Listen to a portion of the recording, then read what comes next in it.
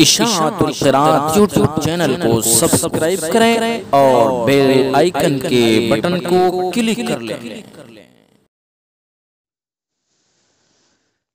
آج بیان ہے، اس کے بعد بیان شروع ہو رہا ہے نون ساکن اور تنوین کا۔ ٹھیک ہے، نون ساکن اور تنوین کا بیان۔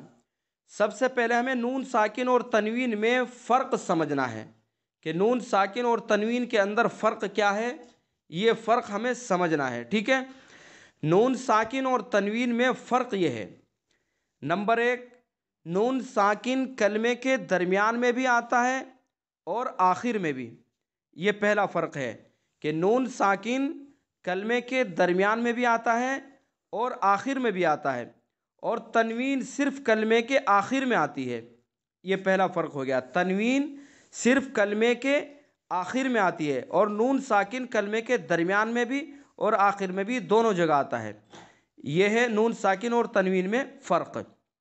دوسرا فرق ہے، نون ساکن وقف اور وصل دونوں حالتوں میں پڑھا جاتا ہے اور تنوین صرف وصل میں پڑھی جاتی ہے، وقف میں نہیں پڑھی جاتی ہے۔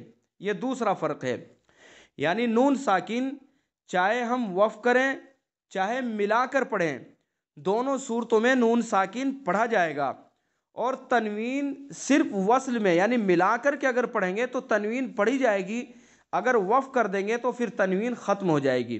جیسے ان اللہ کان علیما خبیرا، علیما خبیرا، را کے اوپر بھی دو زبر ہے، تنوین ہے، تو وصل اگر پڑھیں گے تو تنوین پڑھی جائے گی خبیرا، اور اگر ہم نے وقف کر دیا تو تنوین ختم ہو جائے گی خبیرا، یہ تنوین ختم ہو گئی۔ اسی طرح سے علیمن وقف کر دیں گے تو کیا بن جائے گا، علیما۔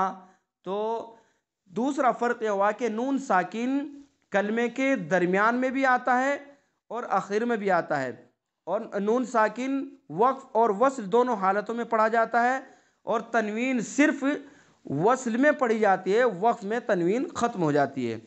تو یہ فرق ہمیں یاد رکھنا ہے۔ تنوین کہتے کس کو ہیں؟ دو زبر دو زیر دو پیش کو، جی سنیے، دو زبر دو زیر دو پیش کو تنوین کہتے ہیں۔ ٹھیک ہے، نون ساکن اور تنوین میں ادائیگی کے اعتبار سے کوئی فرق نہیں ہے، ادائیگی کے اعتبار سے، پڑھنے کے اعتبار سے دونوں میں کوئی فرق نہیں ہے، یعنی جو آواز نون ساکن کی ہے وہی آواز تنوین کی ہے۔ لکھیں گے تو تنوین کو دیکھنے میں فرق پتہ لگے گا کہ یہ تنوین ہے اور یہ نون ساکن ہے، لیکن پڑھنے میں دونوں میں کوئی فرق نہیں ہوگا۔ تو وہی بتلایا کہ نون ساکن اور تنوین میں ادائیگی کے اعتبار سے کوئی فرق نہیں ہے۔ آپ اس کو یہاں سمجھیے اسکرین پر، اگر اس آواز اگر آنا بند ہو جائے تو مجھے فوراً بتا دیجیے گا۔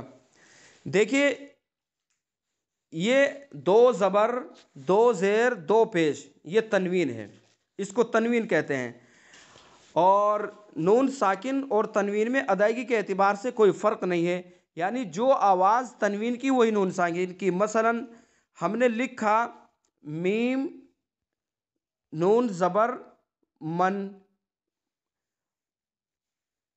یہ دیکھیے آپ کے سامنے آپ کی اسکرین پر یہ من آیا، من من، یہ نون ساکن ہے، نون ساکن یعنی نون کے اوپر سکون ہے تو یہ نون ساکن ہے۔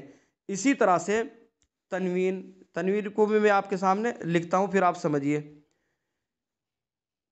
میم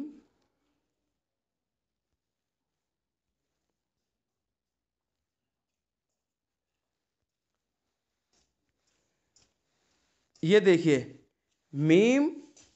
میم دو زبر من، تو میم دو زبر من، یہ بھی آواز من، اور اوپر میم نون زبر من، یعنی نون ساکن کی جو آواز ہے وہ بھی من، اور میم دو زبر من، یہ بھی من وہ بھی من، دونوں من ہے۔